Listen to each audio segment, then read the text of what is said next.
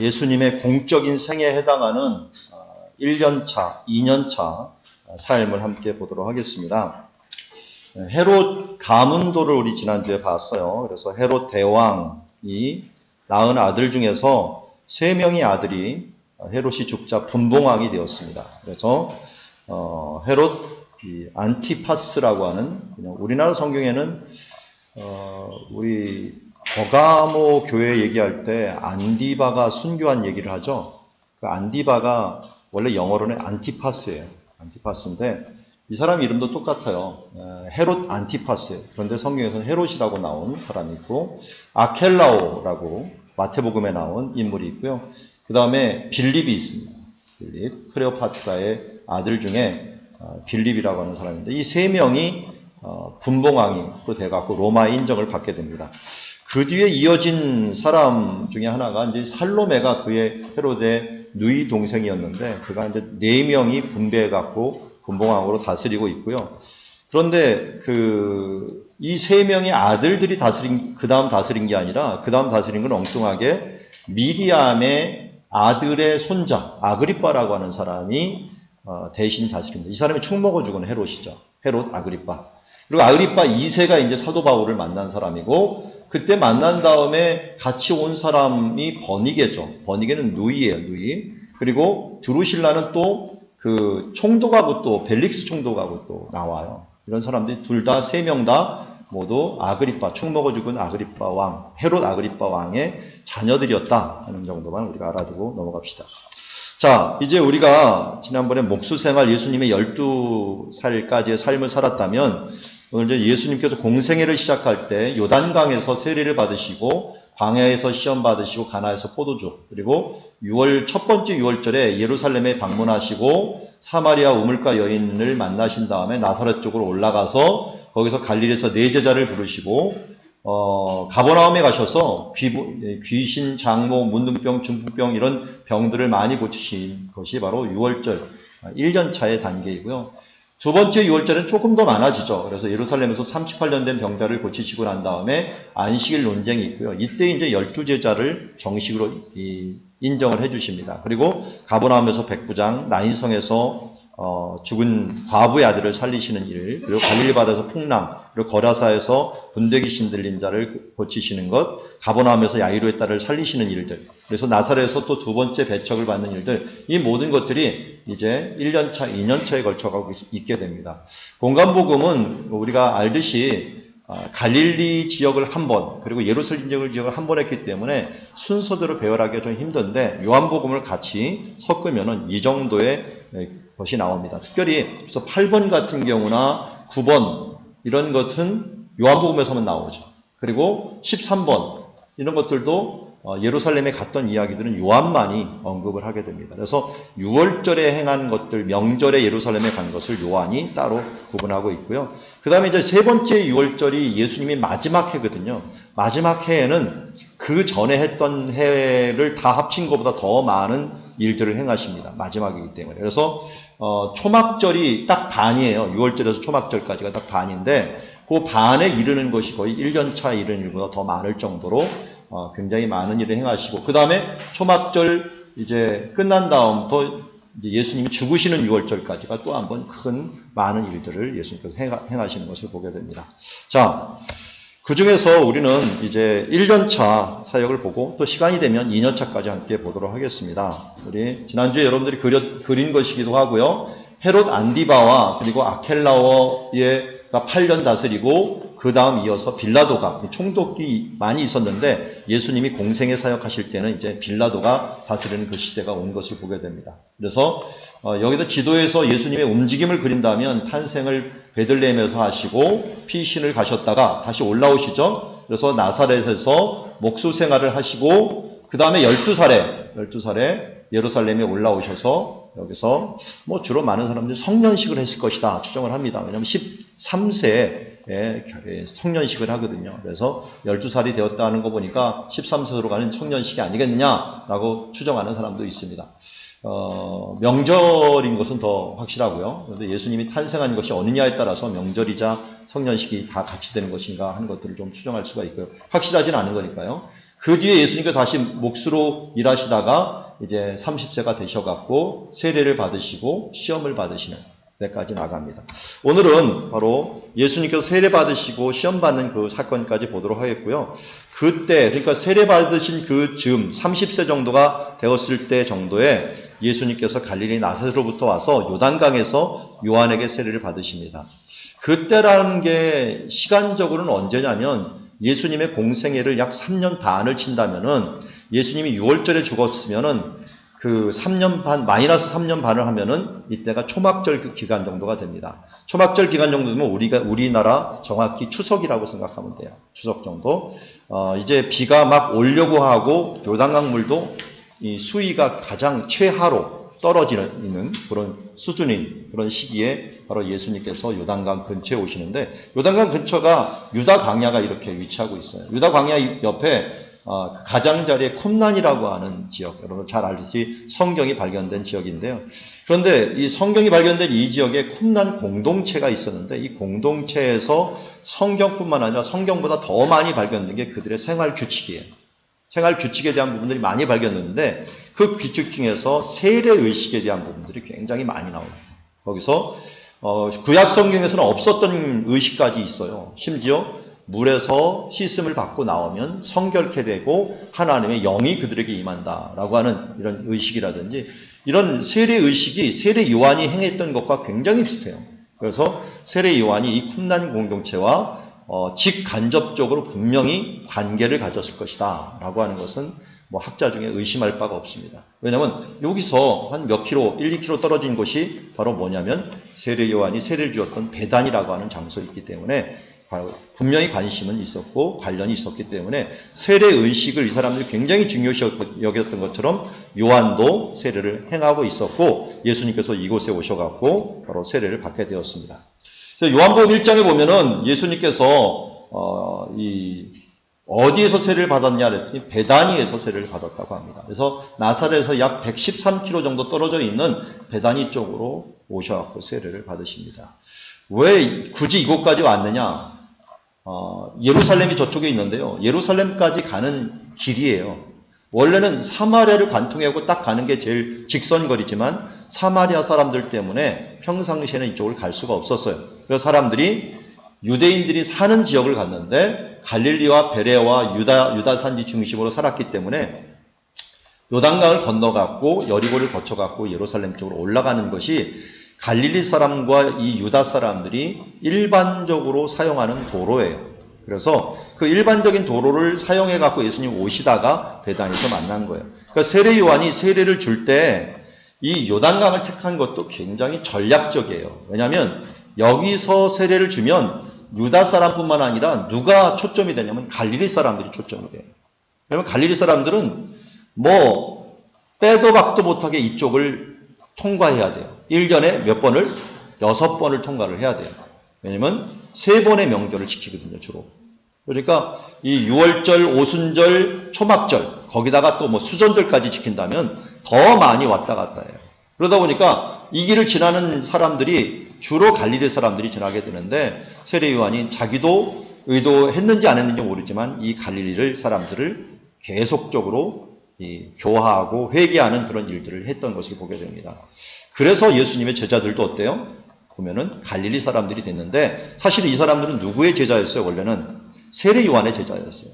요한 같은 사람, 안드레 같은 사람들은 바로 세례 요한의 제자였다는 것을 분명히 요한복음 1장에서 나오고 있습니다. 그래서 여기서 예수님께서 세례를 받고 그리고 요한복음 1장 28절에서 바로 이 베풀던 곳은 베단이다라고 분명히 얘기하고 있어요. 베단이라고 얘기하고 있고 여기에서 이제 뭐 저기 왼쪽에 오는 애들이 이렇게 머리를 안 자르고 있죠. 안 자르고 있는데 원래 모든 유대인들 지금도 마찬가지 모든 유대인들은 3세까지 머리를 안 자릅니다. 젖되기 전까지는 하나님께 드림받은 아이들이다라고 하고 젖될 때 이제 젖이 완전히 될 때 만 3세 때 뗍니다. 만 3세 때 뗄 때 바로 머리를 자르면서 하나님께 축하하는 젖되는 의식을 잔치를 크게 벌여요.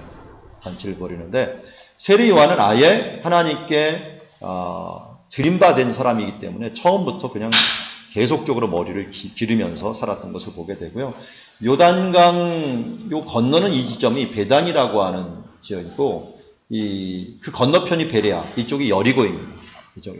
그 사이에 있으면서 여리고로 가는 사람들에게 집중적으로 세례를 해갖고 사람들에게 교화를 시켰고, 여기에 이제 예수님의 제자였던 안드레가 조금 이따 누구를 소개시켜줘요? 예수님에게? 시몬 베드로를 소개시켜주죠. 그래서 이 시몬 베드로도 이 시간상으로 가까이 있었다면 분명히 세례 요한의 제자와거나 아니면 세례 요한에게 아주 영향을 크게 받고 있어서 이 근처에 있었다라고 하는 것을 알 수가 있어요. 그런 것을 보면 아주 세례 요한이 마음만 준비한 게 아니라 제자들까지 준비한 거예요. 제자들까지 준비해갖고 예수님이 오시자마자 그 제자들을 예수님께 인계하는 이런 일들을 행한 것을 보면은 참 주의 길을 지혜롭게 그리고 효과적으로 최선을 다해서 준비했다라고 하는 것을 알 수가 있습니다. 이 베다니에 있는 유적 중에 하나가 엘리야 승천 언덕이 있어요. 이곳에서 엘리야가 승천한 장소로 알려지고 있습니다. 근데 이 장소가 또 뭐와 관련이 있습니까? 우리 말라기에 보면은 구약 성경에 있는 엘리야가 다시 올 것이라고 했잖아요. 근데 신약 성경의 엘리야가 누구예요? 예, 세례 요한이죠. 마태복음 11장에 예수님도 말해서 너희가 줄겨받을지인데 오리려 한 엘리야가 곧 이 사람이라 하면서 세례 요한을 이야기해요. 근데 세례 요한이 어디서 사역을 했냐면 엘리야가 승천한 곳에서 사역합니다. 승천한 그 장소에서 사역을 했고 거기에서 이제 오실 메시아를 준비했으니까 엘리사 같은 사람을 또 준비한 것이라고 할 수 있죠. 준비했는데 이때 준비하는 이 장면을 봐서 예수님께서 여기가 지금 요단강이 있는 곳이 있는데 요단강으로 건너시는 장면에서 어떻게 해요? 세례를 받으셔요. 이 세례를 받는 장면, 이 부분들은 여호수아가 요단강을 건넜던 그 지점하고 같이 겹치게 돼요. 그래서 예수님이 하필이면 세례를 받은 것이 여호수아가 요단강을 건넌 그 지점이에요. 그 지점. 그런데 여호수아라는 이름하고 예수님이라는 이름하고 똑같은 이름인 거 아시죠? 모두 다 구원, 여호와는 구원이시다라는 이름인데 또 한 명이 똑같은 이름이에요. 의미상, 누구냐면 엘리사.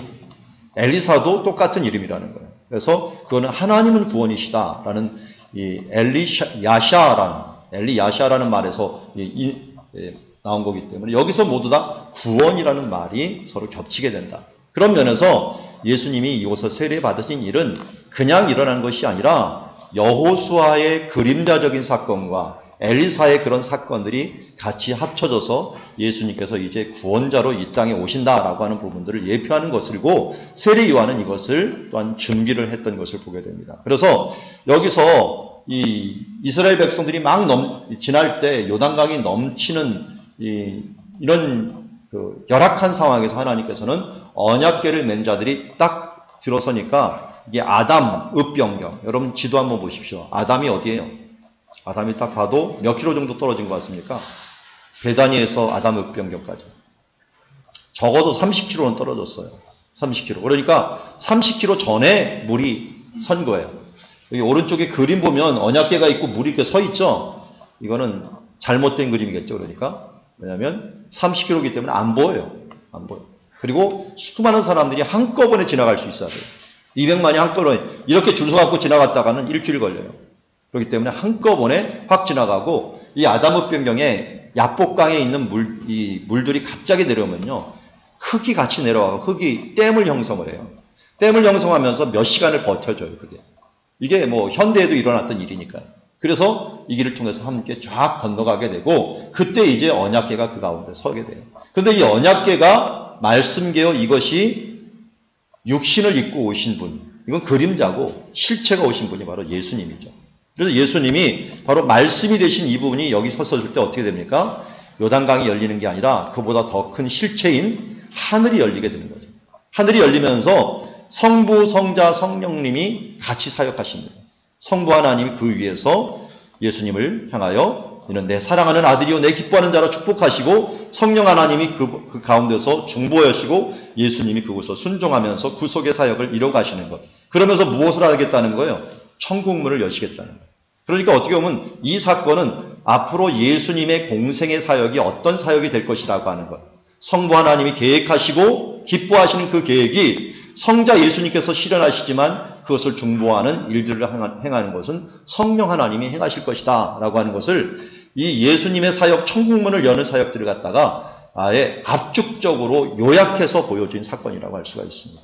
그런데 그것이 여기에서 왜 하필이면 그 일이 일어났느냐? 이것은 과거에 여호수아를 통하여 보여주었듯이 요단강 건너가 만날이 가나안 땅이 천국을 여는 것처럼 그렇게 여는 그 사건을 통해서 미리 보여준 그 장소에서 예수님께서 그것을 행하심으로 말미암아 지리적인 성취를 이루었다라고 하는 것을 말하고 있습니다. 지난주 목요일 날 두란노 출판사하고 좀 만나면서 책에 대해서 좀 얘기를 했는데 그때 두란노에서 딱 물어보더라고요. 성경 지리를 어떻게 하게 됐습니까? 그래서 거기 출판사 본부장하고 팀장이 좀 물어봤는데 제가 그때마다 성경 지리를 하게 된 이유가 바로 여기에 있어요. 요단강 앞에 여리고에 가서 좀 힘들고 지쳐 있을 때 이쪽을 바라봤을 때 이 두 광경이 제 이 머리에 팍 펼쳐지는 거예요.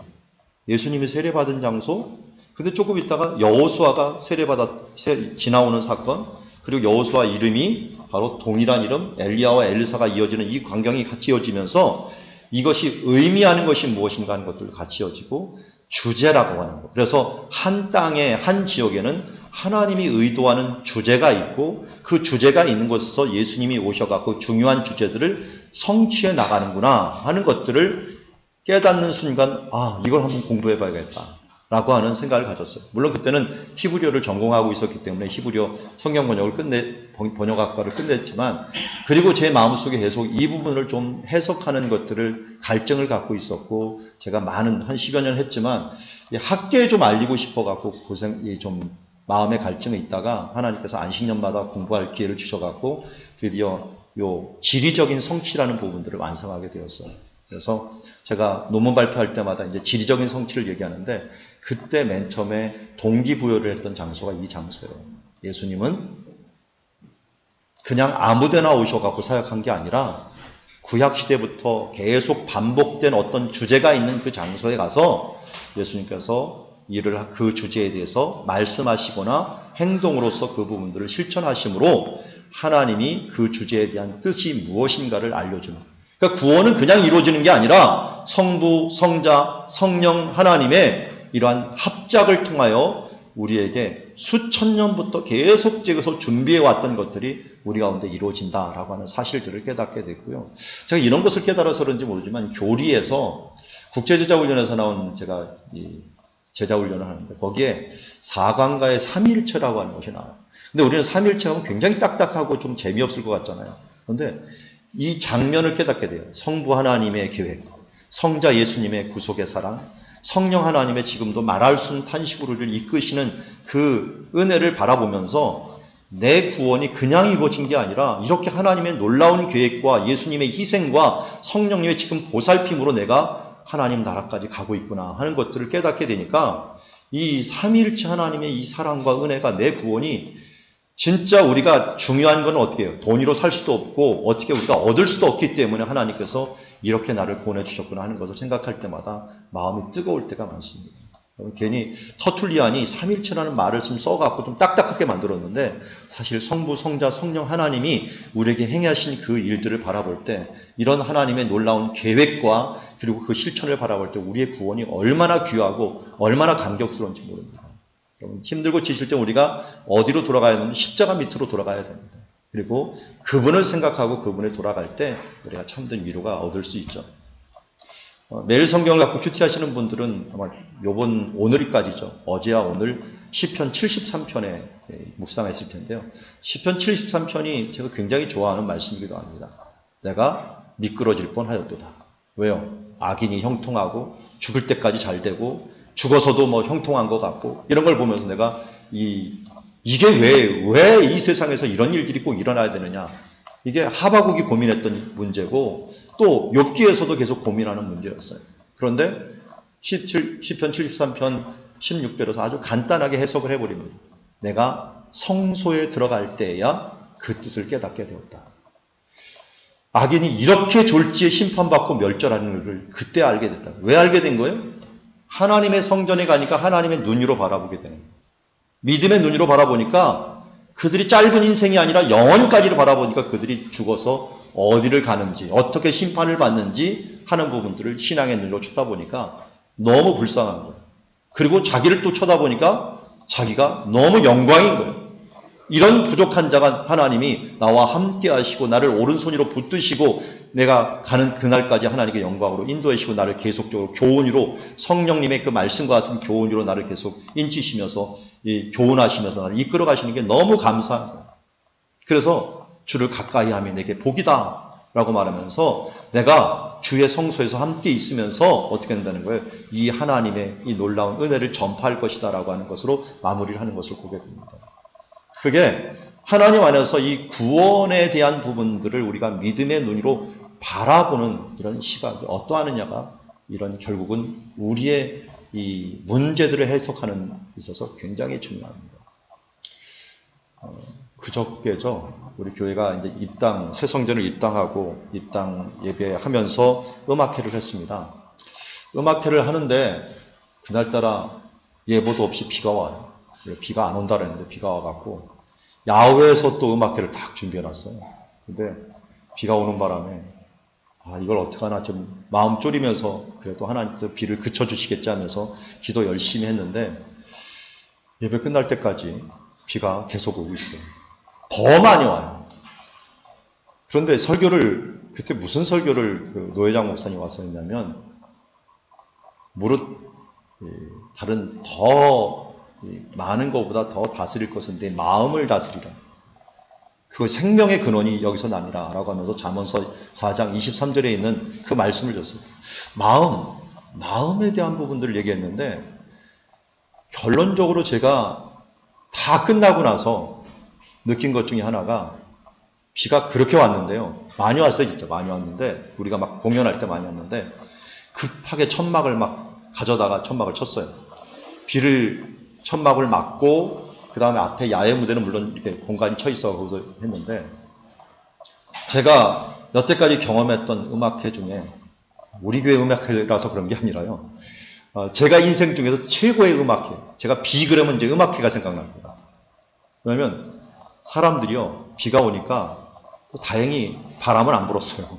비만 부슬부슬 오니까 이 가을비에 감성이 충만해져 있는 거예요. 거기다 막 이 오페라 가곡자들이 막 노래를 하니까 얼마나 이 사람들인지 그렇게 추운데도 움직이지도 않고 그거에 너무 집중했는데요.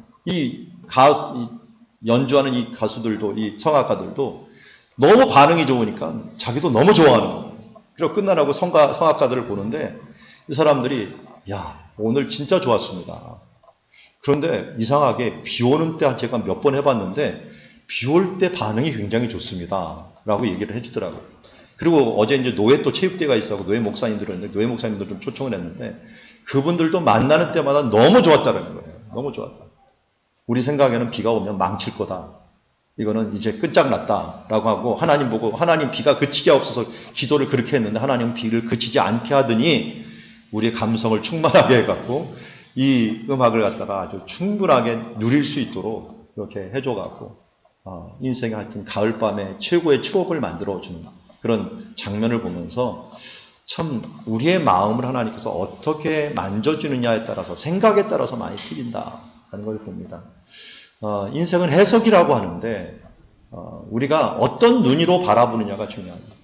오늘 예수님께서 요단강에서 세례를 받는 이 장면들도 그러니까 우리가 어떤 눈으로 쳐다보느냐가 굉장히 중요하고요. 조금 이따 우리 예수님의 첫 번째 이적이 나올 거예요. 거기도 어떤 눈으로 쳐다보느냐가 굉장히 중요해요.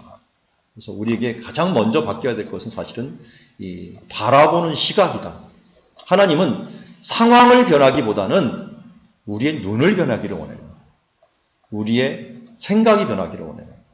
하나님 중심의 생각으로 변화보면 하나님을 사랑하는 자들, 그 뜻대로 부르심을 입은 자들에게는 모든 것이 합력하여 선을 이루시는 것으로 하나님을 이루어가시는 것을 보게 됩니다. 제가 가끔 이런 말을 듣습니다. 무슨 강의하다 설교하시냐고 하는데 또 설교하다 보면 왜 목사님 강의하십니까? 그러는데 구분점이 별로 없는데 어쨌든 별 차이가 없는 것 같아요. 강의도 왜 영성이 없으면 무슨 강의가 필요하겠습니까? 우리 신학교 강의는 특별히. 또 이 설교에도 어떻게 지식이 없이는 어떻게 영성만 강조를 하겠습니까? 둘 다 함께 좀 어우러져야겠죠. 예수님께서 이제 그 세례를 받으시고 바로 가는 것이 시험산이에요. 시험산. 그 다음 이튿날 예수님께서 제자에게 나오심을 보고 이르되 보라 세상죄를 지고 가는 하나님의 어린 양이로다 라고 했는데요. 이스라엘 백성들이 들어와서 제일 첫 번째 이룬 그 명절이 유월절이에요. 유월절. 그러니까 세례 요한은 믿음의 눈으로 바라보니까 예수님이 유월절 양처럼 보이는 거예요. 우리의 세상죄를 그들의 죄를 때문에 짊어짐으로 말미암아 유월하였고 이스라엘 백성들이 구원받은 것처럼 그런 분이시다라고 이야기해요. 그래서 출애굽기에서 시작을 해갖고 광야 생활의 끝은 유월절로 시작해서 유월절로 끝나요. 유월절로.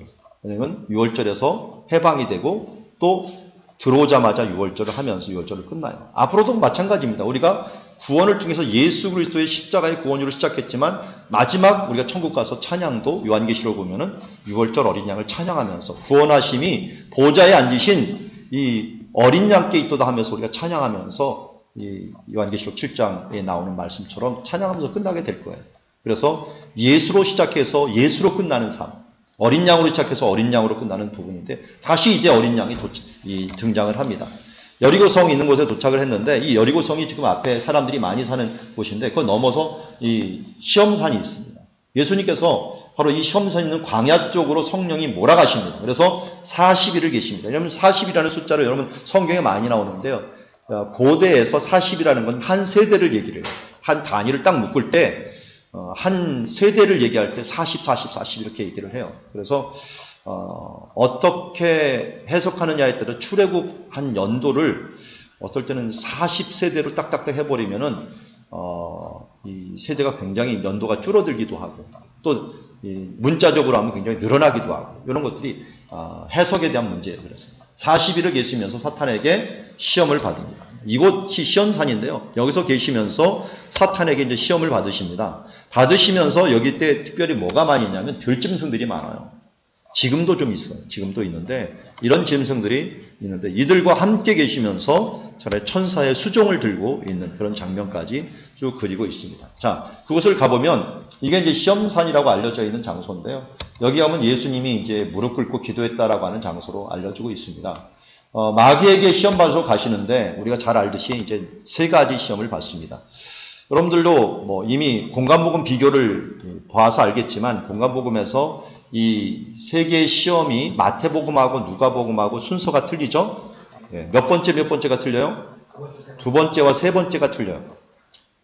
순서상 어느 게 옳을까요? 어느 게 믿을만할까요?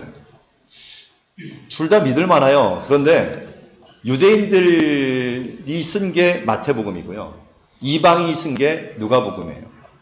누가복음 1장 3절에는 아예 자기가 쓰는 방식을 얘기를 해요. 난 차례대로 썼다.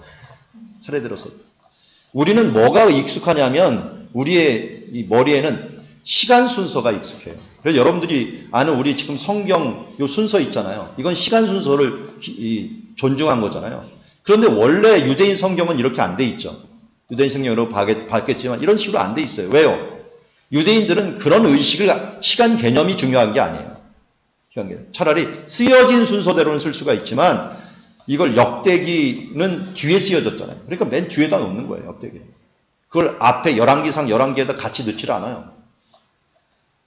그러니까 이 마태복음에 있는 이 유대인의 이 의식을 가진 마태는 순서대로 쓰기보다는 자기의 신학적인 의도를 가지고서 그것을 썼고 누가는 차례대로 이 사람이 이제 이방인이기 때문에 이 차례를 존중하면서 쓴 것을 보게 됩니다. 그래서 지금 우리는 가능하면 차례를 존중하면서 우리에 익숙하기 때문에 지금 누가복음을 기초로 해 갖고 한번 살펴보도록 하겠습니다.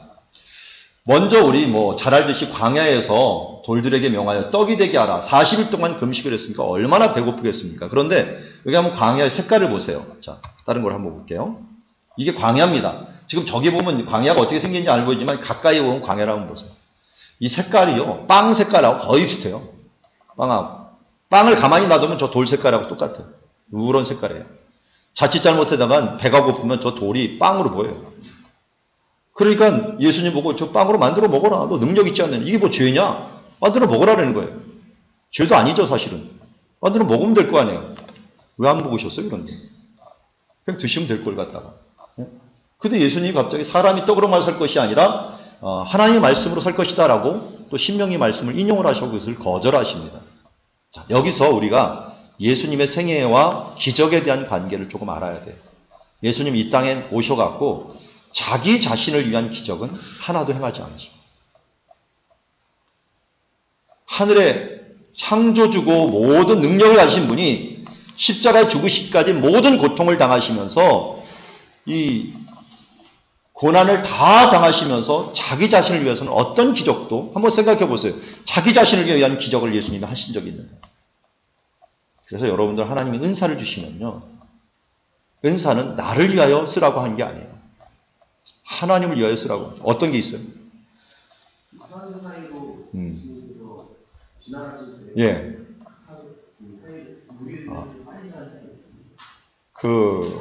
나사렛 얘기한 거죠? 예. 그게 나중에 좀 해석할게요. 해석하는 게 하나가 있어요. 그게 자신을 위한 것이었느냐? 그 얘기는 나중에 오면은 예수님이 자주 얘기해요. 때가 아니다. 라는 말을 써요. 죽음의 때가 아니기 때문에 안 죽으려고 한 거고요. 그게 자기 방어를 위한 것은 아니었어요. 근데 사람들이 가는데 자기를 붙잡으려고 했느냐? 빠르게 지나간 거 아니에요. 그냥 간단히 말하면 이렇게 얘기할 수 있어요. 나오는지 모르겠는데, 이따가 나올 때. 이렇게도 해석할 수 있어요. 그 장소가 안식일 가는 거리에 너무 멀어요. 그 사람들한테 너희가 나를 죽이려고 지금 몰고 온 것이 안식일 거리, 지나가는 거리에 넘었다. 라고 얘기하면 사람들이 못 잡아요. 더 접근할 수가 없어요. 그 거리가 있기 때문에. 안식일에 걸어야 될 거리가 있기 때문에. 그러니까 나중에 더 얘기를 하고 있고요. 자기의 육신에 채우기 위해서나 아니면 자기의 뜻을 이루기 위해서 예수님께서 하신 일은 제가 찾아본 것은 없어요. 저 있으시면 나중에 한 번씩 더 얘기를 해 주십시오. 심지어 물 위를 걷는 것들도 자신을 위한 것이 아니에요. 제자들을 위한 것이었고 또 다른 사람들에게 배고플 때, 졸릴 때, 힘들 때 예수님은 어떤 것들도 하나도 자기를 위해서 기적을 행하지 않으십니다. 기적 얘기하는 거예요. 기적을 행하지 않으십니다. 그리고 5,000명 5병이여 기적이 되는데 7병이여 기적. 차라리 다른 사람들이 배고플 때는 이것을 행하시는 것을 보게 됩니다. 그래서 여러분들 하나님이 은혜를 주시고 하나님께서 축복을 주실 것을 그 은사들을 제발 내게 나를 위하여 사용하지 마십시오. 이렇게 하면 은사가 소멸이 되거든요. 소멸이 되기 때문에 예수님처럼 다른 사람을 위하여 해석하면 하나님께 풍성하게 이것을 계속 행해 주시는 것을 보게 됩니다. 또 신명기 말씀, 이 신명기 말씀도 여기 건너편이 모세가 신명기를 쓴 곳이에요. 그러니까 이렇게 쳐다보면 너 저기에서 모세가 말한 말 기억 안 나냐? 사람이 떡으로는 살 것이 아니라 하나님의 말씀으로 사는 것이다. 이렇게 얘기하면 아주 가깝게 이 사탄에게 이야기할 수 있는 것을 보게 됩니다. 두 번째 부분들은 이제 높은 산에 올라가고 절하면 다 내 것이 될 것이다. 라고. 원래 내 것인데 거짓이죠, 이것도. 근데 하나님께서 일부러 공중권세 잡은 자로 일시적으로 허용을 해준 것이었죠. 자기 것은 아니죠. 허용을 해주신 것이지만, 그러나 하나님께 경배하고 나를 한번 절하면 다 내 것이 될 것이다. 이건 뭐냐면, 일을 쉽게 해보자 이거예요. 나한테 한번 나하고 타협을 해보면, 네 일들이 그냥 내가 허락만 하면 내가 하면은 하나님이 능력과 함께 아주 쉽게 이 부분들을 풀 것 아니냐라고 했더니, 바로 하나님만 경배하고 다만 그를 섬기라 라고 말했는데, 뭘 바라보면서 이 영광이라고 했을까? 그냥 지리적으로 본다면 여기서 보면 여리고성이에요. 광야에서 제일 풍요로운 도시고 또 가장 오래된 도시예요. 지구상에서 여태까지 발견된 도시 중에서 가장 오래된 도시가 바로 이 여리고성이에요. 성으로서. 이러한 풍요로운 도시들을 내가 다 너한테 줄 테니까 나한테 절하기만 하라 라고 이야기하는 그런 지리적인 배경을 이야기할 수 있고요. 마지막으로 이 성전에 올라가고 거기에서 뛰어내려라 하면서 말씀까지 인용을 해요. 그래갖고 내가 발이 이 돌에 부딪히지 않게 할 것이다 라고 말했는데, 예수님께서 또 하나님을 시험하지 말라라고 얘기를 합니다. 왜 여기 갔느냐? 예루살렘의 성전 꼭대기, 가장 높은 꼭대기가 굉장히 높은 곳이 있어요. 근데 여기 나팔을 부는 것도 있고 사람들이 또 많이 지나다니는 장소예요. 근데 이 세 가지 시험을요, 뭐하고 연결시키면 여러분이 굉장히 좋냐면 창세기하고 요한일서를 연결시키는 게 좋습니다. 예수님도 똑같은 인간이기 때문에 사탄이 이제 인간을 가장 약하게 만들어 놓고 인간 예수에게 모든 인간이 실패했던 그 세 가지 시험을 준 거예요. 모든 인간이 사실은 이 시험에서 모두 성공한 사람은 없다라고 보는 게 더 맞아요. 구약 성경에서 가장 많이 언급한 아브라함도 실패했고, 특별히 가장 많이 언급한 다윗이죠, 다윗. 다윗은 이 세 가지 시험에 거의 다 실패했어요. 그게 무슨 시험이에요? 먹음직하고 보암직하고 지혜롭게 할 만큼 탐스럽기도 아니라, 이거를 요한일서에서는 간단하게 육신의 정욕, 안목의 정욕, 이생의 자랑이라고 했는데요. 먼저 먹는 거예요. 먹는 거에 대한 문제, 이걸 갖고 40일 동안 금식을 하고 났으니까 육신의 정욕에 대한 시험을 한 거죠. 먹음직에 대한 부분들. 그리고 그 다음 멋있는 것을 다 보여주면서 안목의 정욕을 시험한 것이고, 그 다음에 많은 사람들 앞에서 내가 떨어져 봐라 그러면 천사가 탁 받으면 너를 높일 것 아니냐 하면서 이 이생의 자랑에 대한 부분들을 바로 시험한 것이라고 할 수 있습니다. 이런 시험을 예수님을 통하여 행함으로 말미암아 예수님이 이것을 이김으로 이제 인류 역사상 처음이자 마지막으로 이 사탄의 이 세 가지 유혹을 모두 이길 수 있는 분으로 우리에게 등장하게 됩니다. 여러분, 이 시험에서 이길 수 있다라고 다짐하는 사람이 이미 진 거예요. 이길 수 있는 사람은 딱 한 사람이에요. 딱 한 사람. 어떤 사람이냐? 예수님 의지하는 사람이에요. 그래서 나사렛 예수의 이름으로 이 정욕아 물러가라고 얘기를 해야지, 내가 그것을 이겨야지 하면서 그것을 대항해버리면 사탄이 이 요한계시록에 어떻게 묘사되어 있습니까? 사탄의 모습을.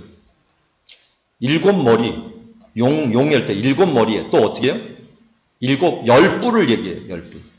이 머리라고 하는 건 지혜를 얘기하거든요. 우리보다 7배가 지혜로운 거고, 뿔은 힘을 얘기하거든요.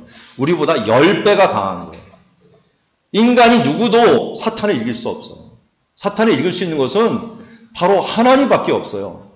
하나님이 보내신 우리 예수 그리스도를 의지하는, 예수의 이름을 의지하는 수밖에 사탄을 이길 수밖에 없어요. 그러니까 우리가 예수님을 의지하는 방법은 뭐냐? 의지하는 방법은 나는 없어지는 거예요. 이제는 나는 죽고 예수 그리스도로 사는 삶. 내가 더 얇아지고 투명해지고 없어지면 예수가 강해지는 거예요. 그래서 사도 바울이 얘기하죠. 내가 약할 때 강하니 된다. 요번에 제가 입당 예배를 드리면서 더욱더 하나님 앞에 느끼는 것 중에 하나가, 사람들이 잠깐만 어떻게 입당 예배를 하게 됐냐. 제가 4개월 만에 교회를 짓고서 들어가게 됐는데 어떻게 입당 예배를 드렸냐, 제가 얘기를 자꾸만 하다 보니까 그냥 간단히 얘기를 해요. 제가 아파서 그렇습니다. 제가 심근경색으로 아파갖고 들어 눕는 바람에 제가 교회 건축합니다 그러니까 성도들이 아무 말 못했어요. 아파서 쓰러질까 봐.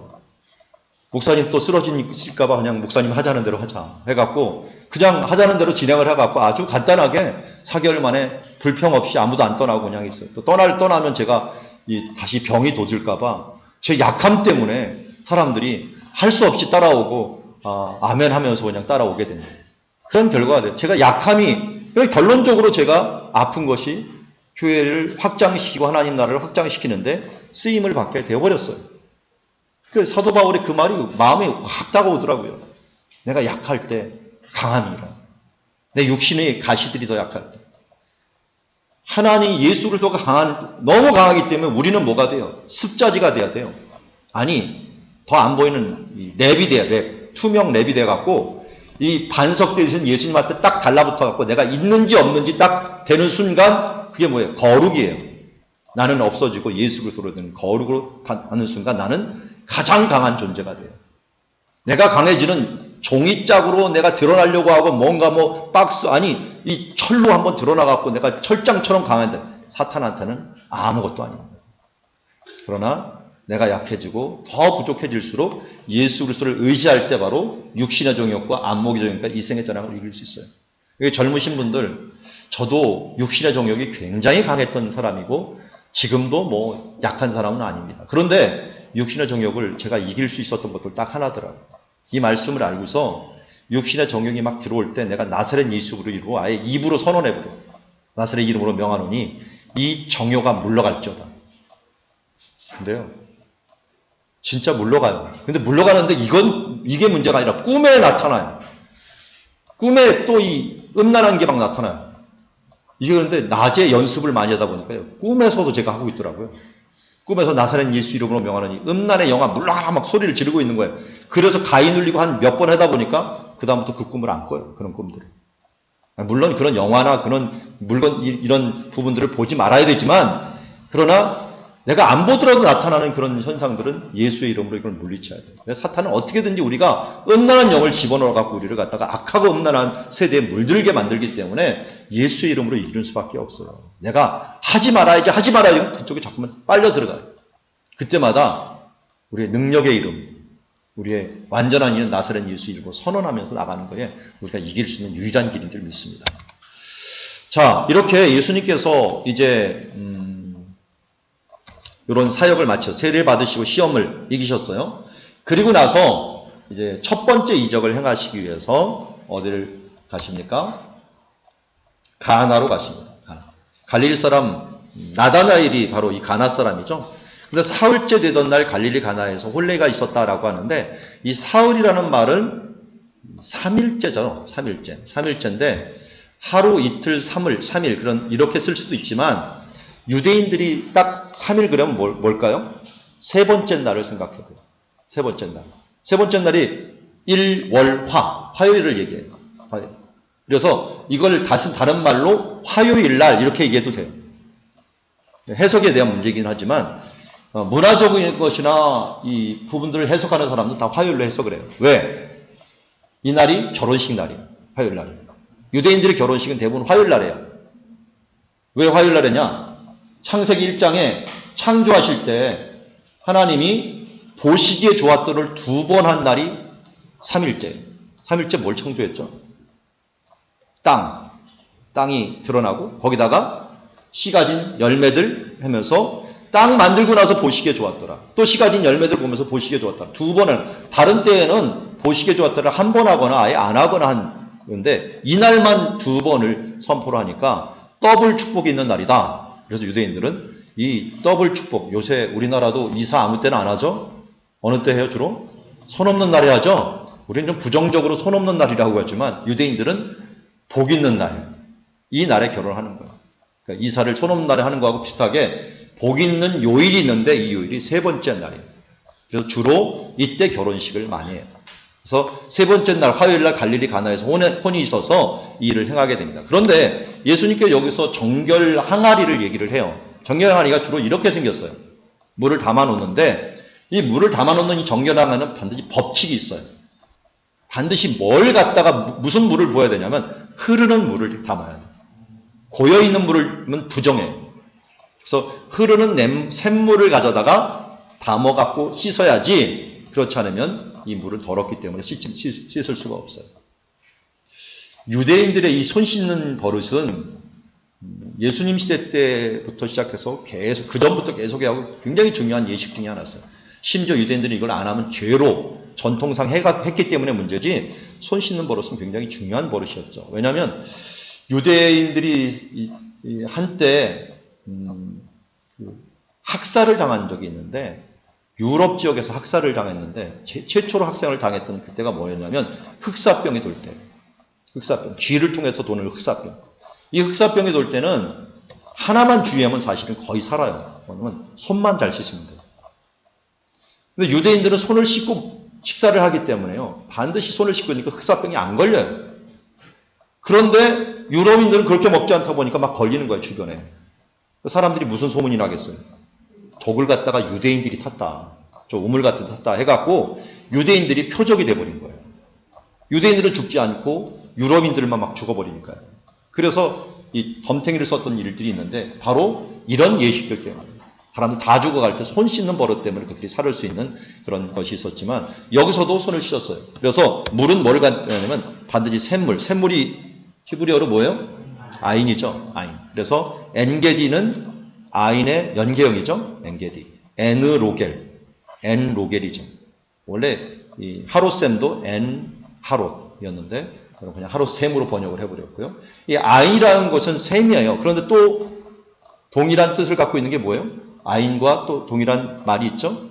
눈이라는 말이 있어요. 그래서 쌍수를 쓰면 눈을 뭐라고 불러요? 눈을 뭐라고 부르는지 모르시나요?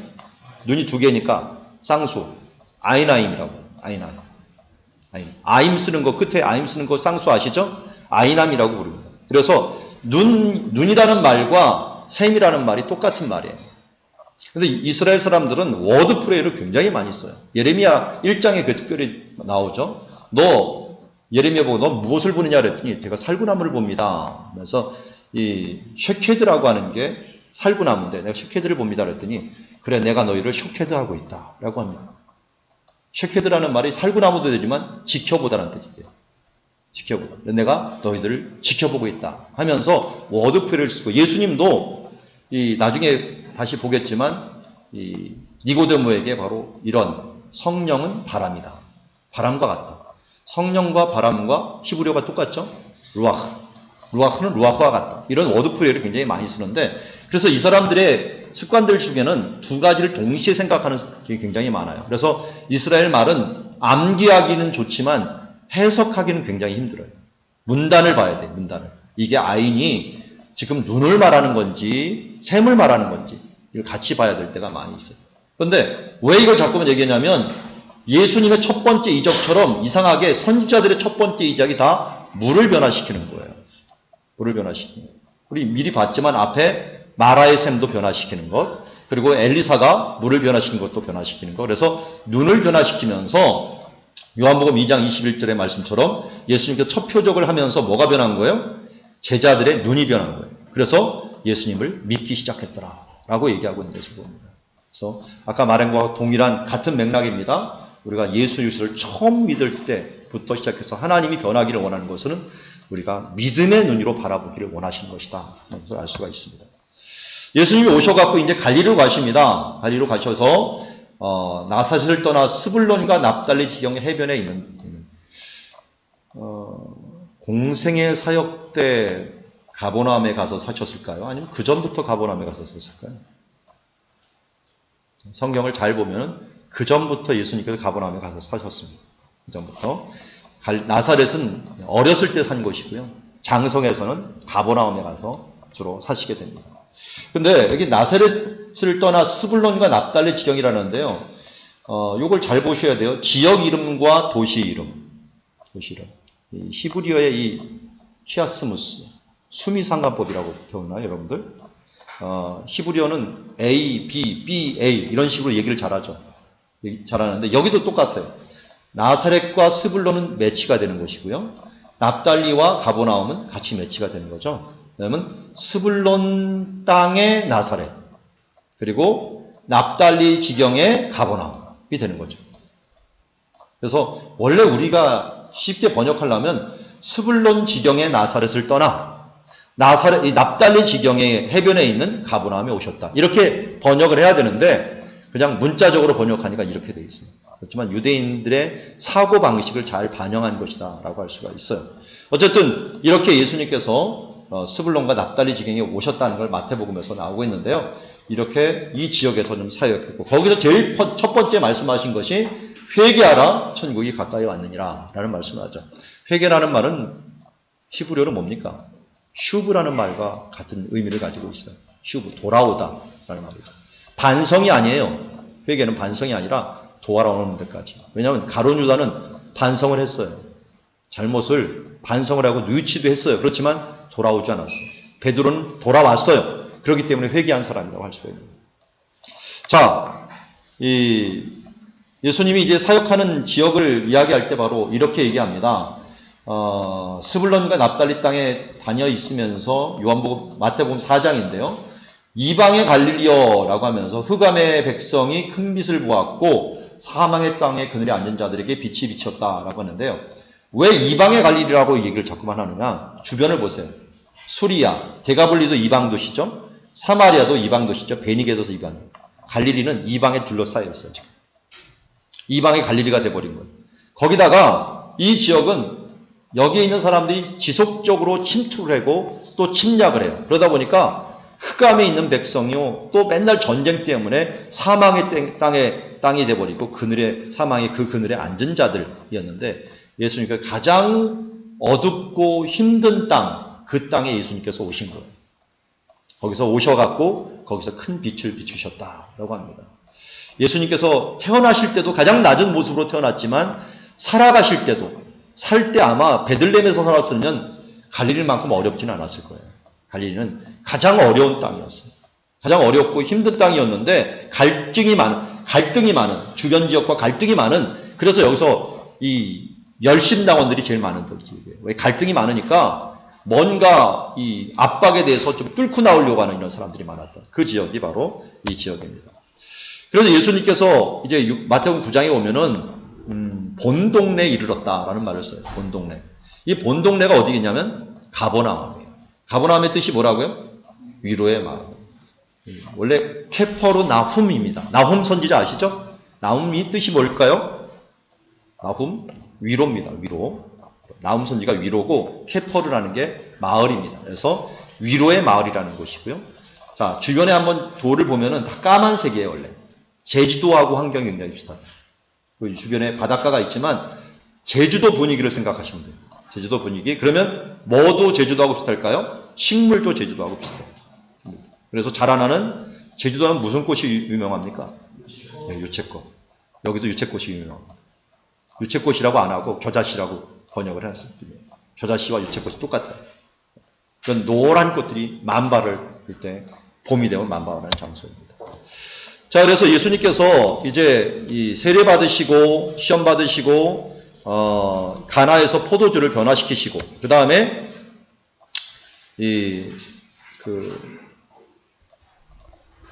이제 첫 번째 유월절을 지나기 위해서 이곳에 오십니다. 그리고 나서 가는 길에 우물가 여인을 만나게 됩니다. 그리고 배척을 받으시는 장면이 나오는데 그걸 한번 가봅시다.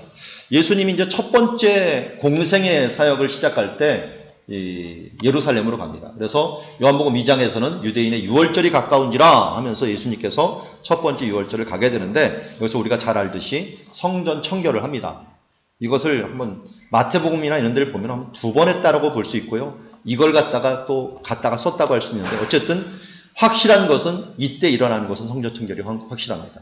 요한이 그렇게 기록을 하고 있기 때문에 이때 돈 바꾸는 사람들을 특별히 양을 파는 사람이라든지 돈 바꾸는 사람을 다 뒤집어 버리는데 어째서 이런 일이 일어나냐면 원래 레위기에 보면요.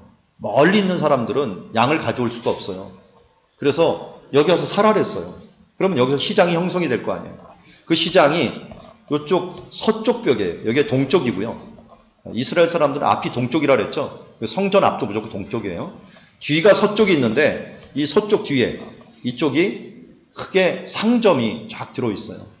근데 이 상점을 조금 안 좋은 시각으로 바라보는 사람들은 우리나라 말로 장돌뱅이라고 상의를 갖다가 장돌뱅이라고 얘기를 했다면 히브리어에서는 이것을 가나안이라고 표현해요. 가나안이라는 뜻 자체가 상인이라는 뜻인데요. 상인의 부정적인 언어가 가나안이에요. 그래서 이쪽에 있는 가나안 지역이라고 말을 하는 지역인데요. 이곳에서 시장이 형성이 되는데 이 사람들이요. 밑에서 파는 것보다 위에서 파는 게 더 사람들에게 잘 팔리겠죠. 왜냐하면 밑에서 사 갖고 오느니 올라오기 전에 이 위에서 사면 되는 거예요. 거기다가 또 이 상점에서 안 사거나 멀리서 가져오면 양이나 이 소 같은 것들을 이 제사장들이 딱 봐갖고 상인들하고 타협을 해갖고 이 상인들한테 산 건지 안 산지 표시가 있나 봐요. 그걸 보면서 안 샀으면 빠꾸를 시켜요. 너희들 이거 흠이 있다 라고 그걸 다시 돌려보내요. 그럼 할 수 없이 여기서 사는 거예요. 그러니 뭐 다른 데서 사는 여기서 사는 거죠. 그런데 점점점 가까워갖고 이방의 뜰까지 와갖고 사람들이 상점을 하는 거예요. 그런데 이방의 뜰 요 관리권을 누가 가지냐면 제사장들이 가지고 있어요. 제사장들이 허락을 한 거죠, 한마디로. 눈 감아준 거예요. 그러면서 막대한 돈을 받았겠죠. 막대한 돈을 받으면서 이분을 했는데 바로 이때 예수님께서 이들을 쫓아내면서 내 집은 하나님께 기도하는 집이다 라고 하면서 그들을 쫓아낸 것을 봅니다. 그러면서 제사장들하고 또 부딪히게 되는 그런 결과를 가져오게 되고요. 바로 예수님이 첫 번째 공생애를 시작하는 그 순간에 먼저 세례를 받으시면서 정결에 대한 것을 강조했지만 또 첫 번째 유월절에서도 맨 먼저 강조한 것이 정결에 대한 것입니다. 하나님의 성전. 우리가 하나님의 성전이라고 하잖아요. 그래서 우리가 가장 힘써야 될 것은 사실 거룩이에요. 악한 생각, 그리고 부정한 생각, 이런 생각들을 몰아내고 하나님 앞에 깨끗한 생각, 은혜로운 생각. 그러려면 어떻게 돼요? 말씀과 기도에 힘쓰다 보면 나도 모르게 깨끗한 생각이 나오죠. 그런 생각으로서 나를 채우는 것이 먼저 하나님께 은혜로 나가는 길이죠. 그래서 은혜 받은 사람들은 분명하게 표시가 나요. 어떤 사람이 은혜 받은 사람일까요? 눈물이 있는 사람. 왜냐하면 회개가 저절로 나와. 나의 부족함과 연약함이 회개할 때, 회개가 일어나면 당연히 나와요. 그러면서 그 사람 분명히 은혜의 자리로 나가버려요. 그게 바로 거룩이 은혜로 나가는 길이다라는 걸 알 수 있습니다. 자, 그리고 나서 이 자리에서 고넬료를 만나게 되죠. 고넬료를 만나면서 그에게 사람이 거듭나지 않고는 하늘나라에 갈 수 없다라고 했더니 어떻게 거듭나라 했더니 바람의 이민을 내 성령으로 난 사람들이 바람과 성령이 아까 말한 것처럼 여기 예레미야 샤카드 쇼케드라는 말 얘기를 했는데 여기서 바람과 성령이 루아크라는 말로 동일한 말을 이야기하고 있습니다. 그래서 워드프레이를 하면서 이 광야의 뱀 이야기를 하죠. 광야에서 뱀이 든 것처럼 인자도 들려야 할 것이다. 그를 믿고 구원을 얻은 것처럼 나를 믿는 자가 구원을 얻을 것이다 라고 말하면서 이때 중요한 아마 니고데모가 안 찾아왔으면 우리는 요한복음 3장 16절을 영원히 몰랐을 거예요.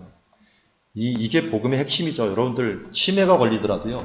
이건 그냥 저절로 나올 수 있도록 해주세요. 왜냐하면 천국에 들어갔을 때 예수님께서 너는 무슨 근거로 이 천국에 들어올 수 있냐 물어볼 거 아니에요. 그럼 뭐라고 얘기해야 될 거 아니에요. 특별히 법적인 근거를 대라 그랬더니 그렇다면 뭐라고 해야 돼요? 요한복음 3장 10절을 얘기해야 될 거 아니에요. 하나님이 세상을 이처럼 사랑하사 독생자를 주셨으니 이는 저를 믿는 자마다 멸망치 않고 영생을 주신다고 하지 않았습니까? 내가 믿음으로 영생을 얻습니다. 이렇게 요한복음 3장 10절을 얘기해야 될 거 아니에요. 생각이 안 나면 어떻게 돼요? 노래라도 불러야죠. 뭐. 그래서 애들한테는 이 노래가 각인이 될 수 있도록 여러분들 계속적으로 얘기를 해주셔야 돼요. 나도 모르게 나의 구원은 하나님이 주시는 선물이요. 나의 영생은 바로 하나님이 주시는 믿음으로 되는 거라 하는 것들을 알려줘야 되는 거죠. 니고데모도 이때는 이것에 대해서 받았는지 안 받았는지 우리는 확실히 몰라요. 그렇지만 요한복음이 끝날 때 보면은 제자들은 다 도망갔는데 니고데모가 앞장서는 것을 보면은 이 복음을 받은 것을 보거든요. 그리고 요한복음 4장 4절에 보면 이 일이 끝나고 나서 예수님께서 이제 사마리아를 통과하여야 하겠는지라고 얘기를 해요.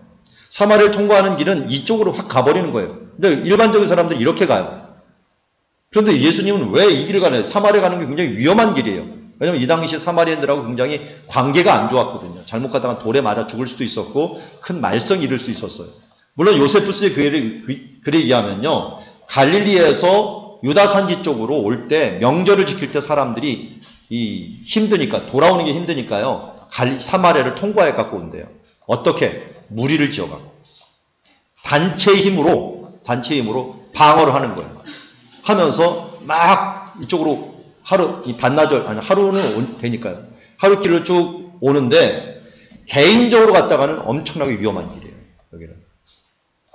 왜냐면 그 전에 우리 봤지만 힐카누스가 이 사마리아 세겜산지의 그림심산에 있는 성전을 부순 다음에는 이 사람들이 자기네 성전을 부순 사람들에 대해서 굉장히 감정이 안 좋았어요. 그렇기 때문에 언제 돌이 날라올지 모르는, 지금도 유대인들은 이거 가기 힘들지만 이 산지가 그런 위험성이 있는데 예수님이 왜 여기를 통과를 해야 된다고 얘기를 하는가. 근데 여기 보면 에데이라는 말이 있는데요. 영어로도 have to, must라는 말을 써요. 왜 꼭 가야만 한다라는 표현을 써요. 왜 이것을 가야만 하는가 하는 것은 이야기를 통하여 보면 알겠죠.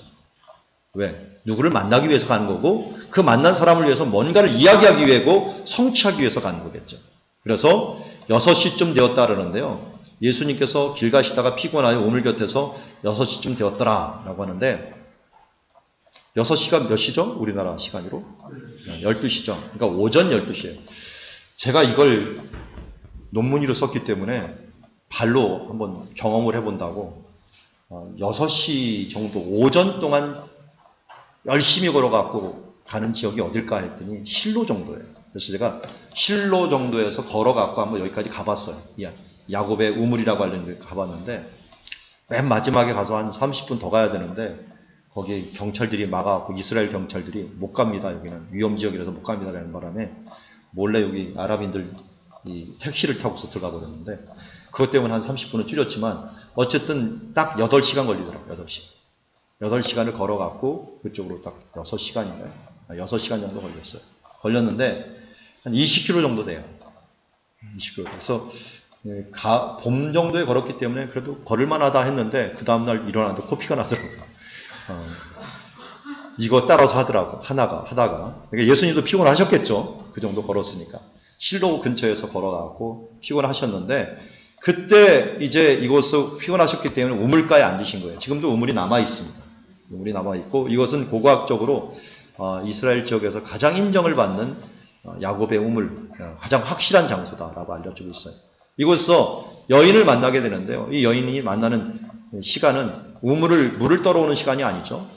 대낮에는 오침 시간이에요. 그러니까 몰래 떠오르는 뭔가 문제가 있었는데 이 여인을 만나서 예수님이 하신 말씀이 뭘까요? 주제가 뭘까요? 주제. 결국 주제는 예배, 생수가 아니라 생수는 이제 그 키워드라고 한다면 원래 얘기하고 싶었던 건 예수님 예배. 하나님은 영이시니 예배하는 자가 영과 진리로 예배할지라.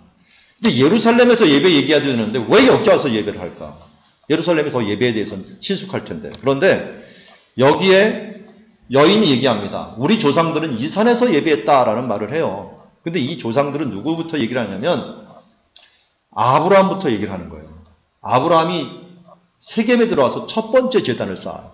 여기서 하나님을 만나고 이 땅을 내 자손에게 주리겠다 그러니까 첫 번째 제단을 쌓는데 조금 있다가 야곱이 와요. 야곱이 와서 여기다가 첫 번째 제단을 또 자기도 쌓아요. 가나안에 들어와서. 그래서 이름을 붙입니다. 엘로에 이스라엘.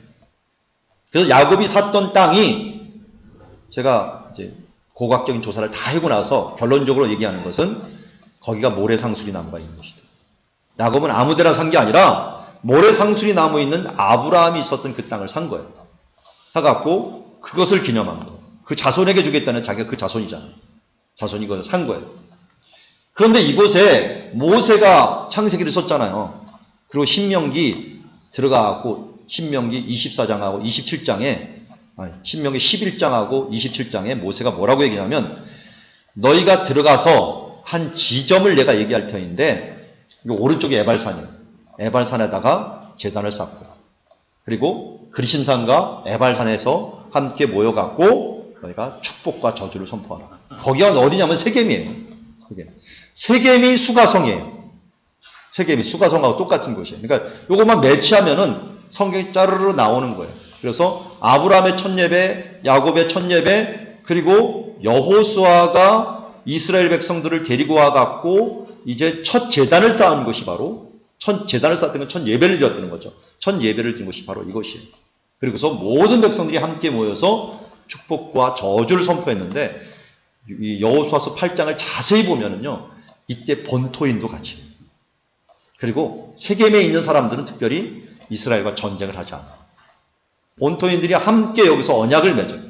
그러니까 세겜은 애굽 땅에서 들어오기 전부터 친이스라엘파예요.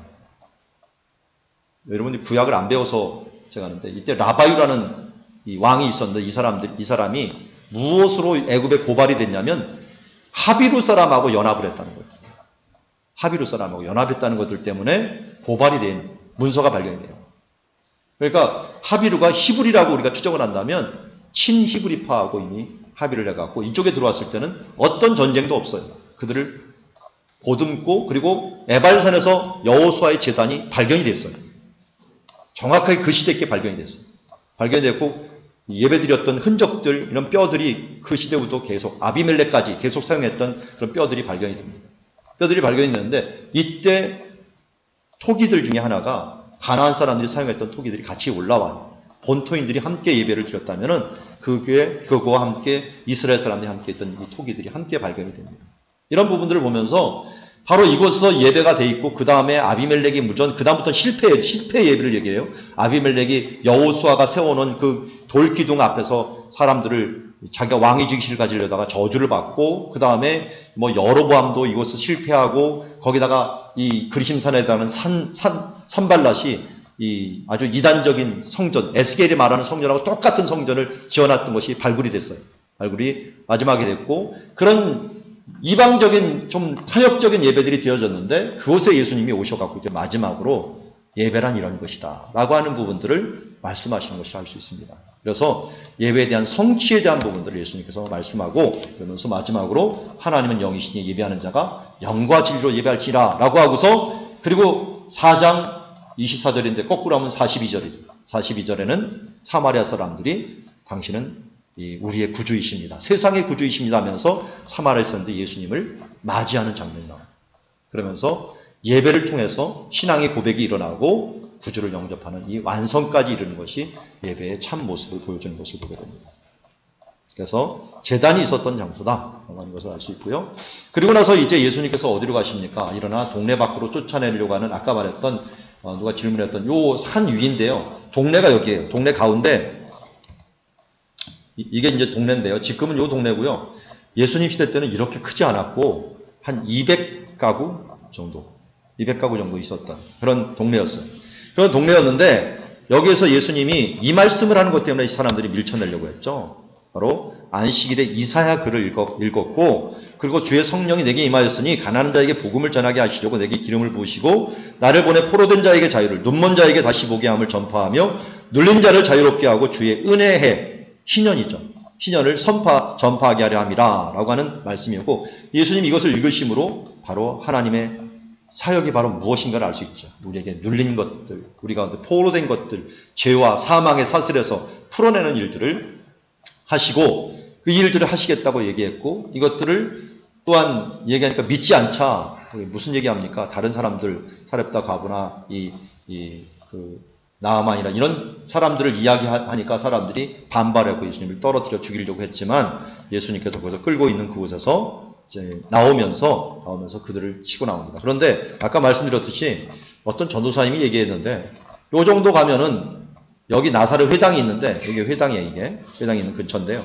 여기에서 이쪽으로 가면은 1.1km를 넘으면은 안식일이 안 돼요. 1.1km 걷는 거리가 있어요. 200 스타디온인가? 200 뭐죠? 큐빗, 2000 큐빗. 2000 큐빗 이상을 넘으면 안 되는데 그게 1.1km거든요. 그러면 그 정도가 돼요. 사실. 따져보면. 거기서 만약 예수님이 우스갯소리로 할 수 있는 건데 너희들 안식일에 넘어야 될 거리를 넘어서 날 지금 죽이려고 하는구나. 그래서 옆으로 쓱 가면은 그 사람들이 잡지를 못해. 안식일 때문에라서. 그렇게도 해석할 수 있겠다라는 생각을 그냥 했지만 그건 어떻게 나와셨는지 모르겠지만 권위로서 그 부분들을 그냥 모면하실 수가 있었겠죠 또. 그러면서 예수님께서 이제 드디어 갈릴리에 도착하셔갖고 여기서 1년차 사역 끝날 정도에 이제 네 제자를 부르시는 모습을 보게 되는데요. 네 제자를 부르시고 그 다음에 귀신, 장모, 나병, 중풍병자를 고치시는 것을 보게 됩니다. 여기서 우리가 잊지 말아야 될 것은 갈릴리를 부르는 호칭이에요. 호칭이 네 가지의 이름으로 부른다. 갈릴리 바다, 긴네렛 바다, 게네사렛 호수, 디베랴 바다. 갈릴리는 갈릴리 지역에 있기 때문에 갈릴리 바다라고 부르고 있고요. 긴네렛이라는 뜻은 하프라는 뜻이에요. 키노르라는 말에서 나왔는데요. 하프처럼 생겼죠, 이게. 그래서 하프 바다다 이렇게 얘기를 하는 거고요. 게네사렛은 어떤 사람은 긴네렛을 헬라어로 말하기 때문에 헬라어로 말하다가 게네사렛이 됐다라는 말하는 사람도 있고요. 그러나 게네사렛 자체가 히브리어예요, 원래. 간이라는 말과 플러스 SL이라는 말에서 합성어라고 보면 10개의 정원, 10개의 동산이 있는 곳이다 라고 하는 것으로도 얘기할 수가 있습니다. 어쨌든 이름이 게네사렛이라는 말과 디베랴 여기 도시가 디베랴가 있었죠. 디베랴 수도였어요. 갈릴리의 수도가 바로 디베랴예요. 그전에는 다른 데 수도였는데 예수님이 장성에서는 수도가 디베랴로 옮깁니다. 그리고 성경에 중요하게 언급된 도시들은 이렇게밖에 안 돼요. 이건 다 북쪽에 있죠. 왜냐하면 북쪽에 왜 있냐면 물이 저 위에서 흘러내려오는데 물과 물이 만나는 곳에 고기가 제일 많아요. 그래서 고기 잡는 집이라고 표현된 마을이 있는데 그게 베스다예요. 베세다라는 건 벳은 집이고요. 집이고 세다라고 하는 건 시돈하고 똑같아요. 시돈과 세다인데 이 시돈과 똑같이 고기라는 곳이에요. 고기 잡는 곳. 어부의 집이라는 뜻이죠. 어부의 집. 고기 잡는 자의 집. 어부의 집이고 가브나움은 위로의 마을이고요. 고라신과 게네사렛 이렇게 있는 지역이 제일 많이 막달라까지 사용되는 지역이 제일 많이 사용됐고요. 동쪽에서 쳐다보면 이래요. 동쪽에 쳐다보면 막달라가 먼저 있고 게네사렛, 가버나움, 고라신, 베스다 건너편은 이방인이 사는 거라사 지방이라고 불리고요. 가장 깊은 곳은 50m 정도가 되는 이 가운데 위쪽에 위치하고 있습니다. 여기서 예수님께서 회당에 들어가서 가르치시게 되는데 회당은 원래 2층으로 되어 있어요. 밑에는 남자들, 위에는 여자들이 주로 있고요. 이 정문이 있는데 이 정문은 항상 모든 회당은 법칙이 하나 있는데 어떻게 짓든 상관없어요. 그렇지만 정확한 법칙이 하나가 있는데 모든 문은 예루살렘을 향한다. 동쪽을 향하지 않아요. 왜냐하면 회당은 이 성전의 그야말로 부속 건물이지 성전이 아니에요. 성전을 향하여 돼요. 이거 똑같은 의식을 가진 게 이슬람이죠. 이슬람도 기도의 장소가 항상 어디를 향해요? 메카를 향하고 있어요. 메카. 그래서 방향 반드시 봐요. 메카 방향이 어딘지. 거기를 향해서 절하는 거하고 똑같은 게 옛날에도 여기 유대인들이 미리 했던 거예요. 바라보면서 말씀 선포하고 여기서 했던 것을 보게 됩니다. 그리고 예수님께서 이제 게네사렛 호숫가에 서갖고 말씀을 전할 때 한번 보십시오. 여기 호숫가하고 말씀을 전했다면 이렇게 말씀을 전해요. 그런데 사람들이 많이 다가오면 어떡할까요? 이제 밀리니까 바닷가에 서서 얘기를 해요. 근데 어떨 때는 산 위에 서서 얘기하고 어떨 때는 바닷가에 서서 얘기하는데 어느 때 시간이 틀려요. 시간. 바닷가는 언제냐면 아침이에요. 왜? 베드로를 만날 때도 아침이었고 아침에 아무것도 잡지 못했다 그랬잖아요. 그래서 예수님이 여기에는 아침에 섰고요. 저녁이 되면 산 위에 올라가서요. 그 이유가 뭐냐면 바람 때문에 그래요. 아침이면 아침부터 낮에는 바람이 바다에서 육지로 이렇게 불어요. 그래서 모든 지중해 지역에 있는 원형 극장들이 있는데요. 모든 원형 극장은 어떻게 되어 있냐면 바다를 향하고 있어요.